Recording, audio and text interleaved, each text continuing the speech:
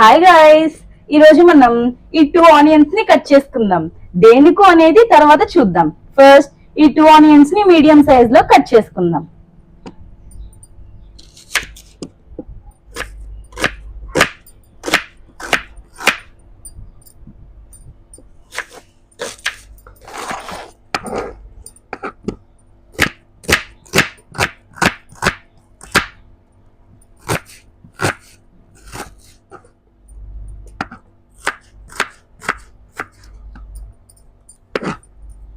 మీకు ఏమైనా ఐడియా ఉందా నేను ఎందుకు ఈ 2 ఆనియన్స్ ఇలా కట్ చేస్తున్నాను? అసలు ఆనియన్స్ ని ఇలా ఎందుకు కట్ చేస్తున్నాను? ఏం వంట చేద్దాం అనుకుంటున్నాను? తెలిస్తే కామెంట్ లో చెప్పండి నాకు.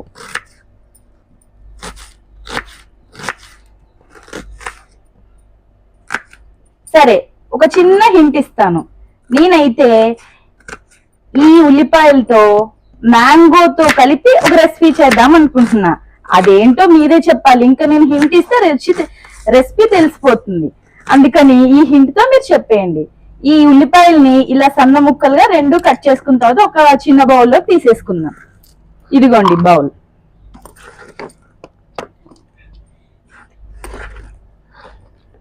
ఇప్పుడు మనం నెక్స్ట్ ఒక 2 బజ్జీకాయలు ఉంటాయి కదా, కారం లేనివి. అవి తీసుకుంటే ఏంటంటే మనకి అన్ని అంటే మనం వేసే ఫ్లేవర్స్ అన్ని పడతాయి. ఇదిగోండి, ఇది కూడా ఒక హింట్. నేను లాస్ట్ లో చెప్తాను ఏంటి రెసిపీ అనేది. రండి కట్ చేసేసుకుందాం. వీటిని ఇలా చిన్నగా కట్ చేసుకోవాలి. వీటిలో ఏంటంటే ఇలా పచ్చిమిరపకాయలు గింజలు ఉంటాయి కాబట్టి మనకి రెసిపీ అనేది చాలా మంచి టేస్ట్ వస్తుంది. ఇలా తొడని తీసేసుకొని కట్ చేసుకుందాం. వీటిని కూడా ఒక చిన్న బౌల్లోకి పెట్టేసుకుందాం.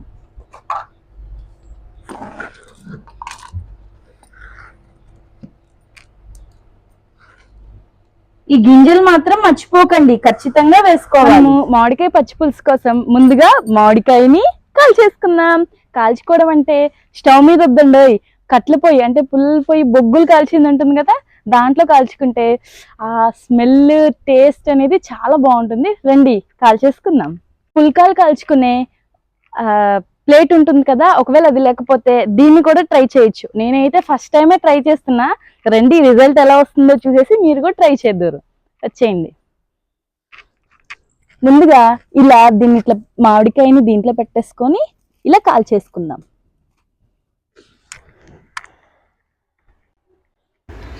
ఇప్పుడు ఈ మామిడికాయని మనము నెమ్మదిగా గోల్డెన్ బ్రౌన్ కలర్లోకి వచ్చేదాకా ఫస్ట్ కాల్చుకోవాలి. ఒకవైపు ఇంకొక వైపు దాన్ని మళ్ళీ ఇంకొక వైపు తిప్పి అటువి కూడా ఇంతే కాల్చుకోవాలి. ఆ తర్వాత నెమ్మదిగా చుట్టుపక్కల బ్లాక్ కలర్లోకి వచ్చేదాకా కాల్చుకోవాలి. వేయించుకొని పొడి చేసుకున్న పదార్థాలు ఏంటో చూసేద్దాం.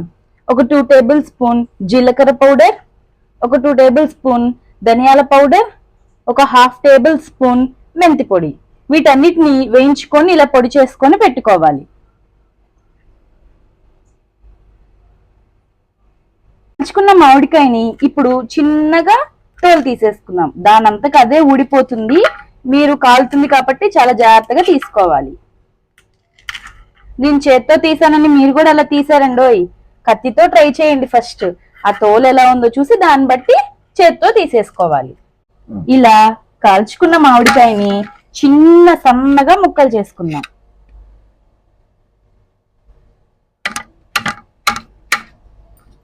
సన్నగా ఎందుకు చేసుకోవాలంటే మనకి ఆ నీళ్ళల్లోకి ఇది మిక్స్ అవ్వాలి కాబట్టి చిన్న చిన్నవి చేసుకుంటే ఆ తర్వాత మనం చేత్తో ఒకసారి మెదిపేసేసి నీళ్ళల్లో కలుపుకోవచ్చు.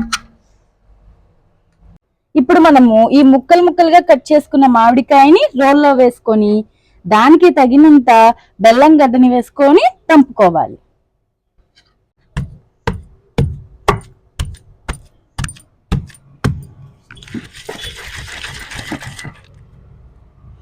ఇట్లా లాక్కుంటూ దంపుకుంటే ఏంటంటే పైది కిందకి, కిందది పైకి వస్తుంది.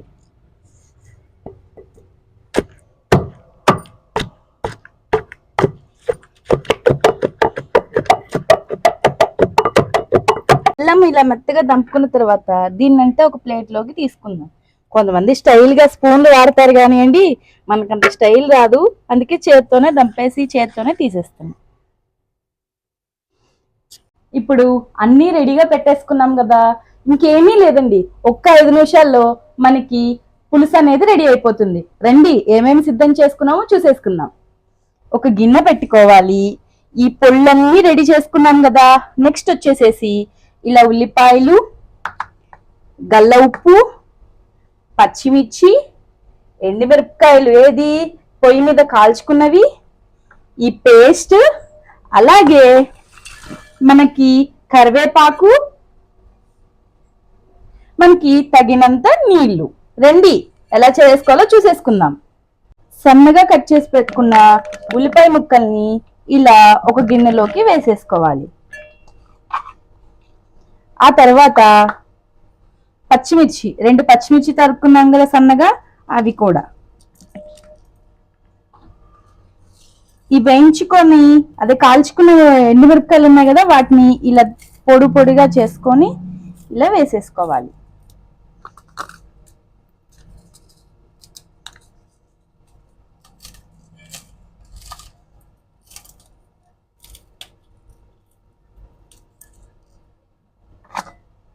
ఇప్పుడు మనము తగినంత సాల్ట్ వేసుకోవాలి.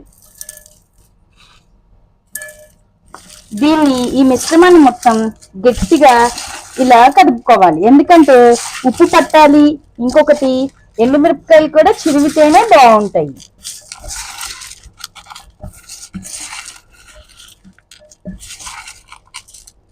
ఈ మిశ్రమాన్ని ఎంత బాగా కలుపుకుంటేనే లేదా ఇలా పిసికితేనే అదనేది రుచి వస్తుంది. ఆ తర్వాత ఒక 5 నిమిషాలు వీటిని ఇలా చేసిన తర్వాత మనము మిక్సీ చేసుకున్నాం కదా, అదే పొడి వేసుకున్నాం కదా, ఆ పొడిని ఒక్కొక్క దాని తర్వాత ఒక్కొక్కటి వేసుకుందాం. ముందు జీలకర్ర పౌడర్ వేసుకుందాం.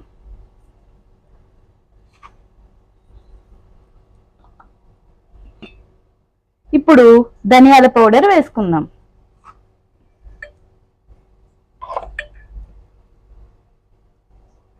కొంచెం అంటే చిటికెడంతు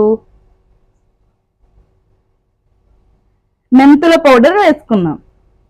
ఇప్పుడు ఈ మూడింటిని ఒకసారి కలుపుకుందాం.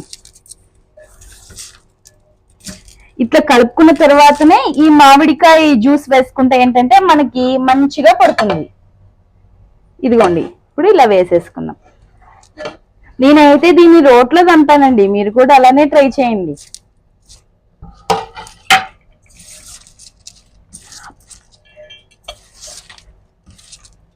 ఇగో ఇలా జ్యూసీగా రావాలి.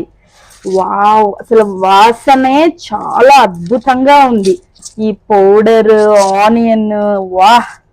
ఇలా మెత్తగా బాగా కలుపుకున్న తర్వాత మనకి చిక్కదానికి సరిపడా వాటర్. ఈ వాటర్ వేసిన తర్వాత మనకి ఉప్పు సరిపోయిందా లేదో చూసుకోవాలి. ఇప్పుడు అలా చూసుకొని ఒకవేళ ఎక్కువైతే వాటర్ ఎక్కువ యాడ్ చేసుకోవాలి, లేదు అంటే అలా ఉంచేసుకోవాలి.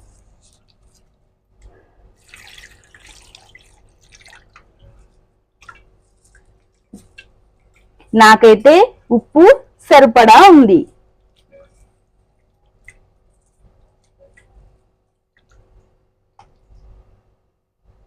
తాలింపుకి మనము ఇప్పుడు రెడీ చేసేసుకుందాం. ఫస్ట్ ఇలా పాన్ పెట్టేసుకొని 2 టేబుల్ స్పూన్ ఆఫ్ ఆయిల్ వేసుకుందాం.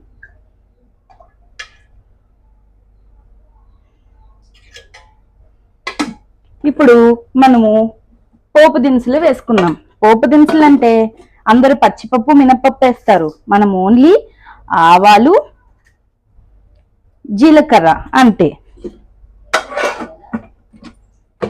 ఇప్పుడు మనము ఎండుమిరపకాయలు కూడా 2 వేసుకుందాం. తుంపుకొని వేసుకుందాం. తుంపితే ఏంటంటే దాని ఒక ఘాట్ అనేది ఆయిల్లోకి పట్టి మంచి టేస్ట్ వస్తుంది.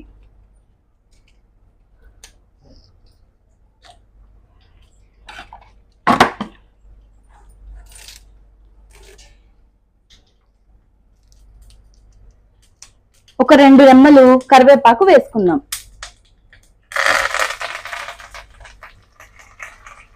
కొంచెం వేగినే అని రాగానే మనం ఇప్పుడు ఇంగువ కూడా వేసుకుందాం.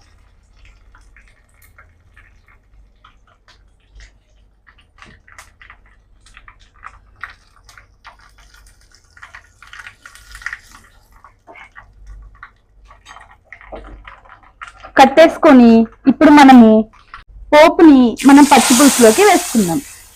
బా ఏమి స్మెల్, వావ్! పోపు వేసుకున్న తర్వాత చూస్తే ఇలా నీట్ గా మందంగా వస్తుంది. వావ్, చాలా బాగుంది ఫ్రెండ్స్ స్మెల్.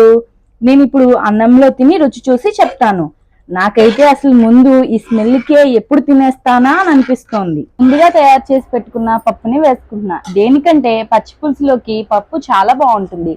మనం ఇప్పుడు ఈ పచ్చి పులుసు ఎలా ఉందో టేస్ట్ చూసేద్దాం.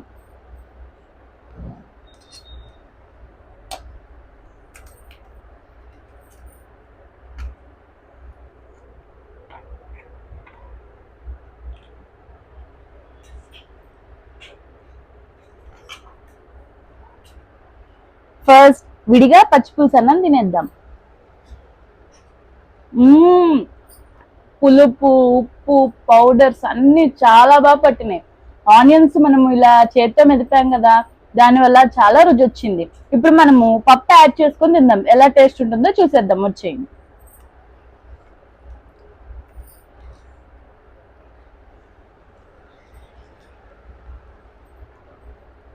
పర్వాలేదు, నాట్ బ్యాడ్. నాకైతే విడిగా పచ్చి పులుసు తింటేనే చాలా బాగా నచ్చింది. మీరు ట్రై చేయండి ఫ్రెండ్స్. మీకు ఎలా వచ్చిందో కమెంట్ లో చెప్పండి. బాయ్.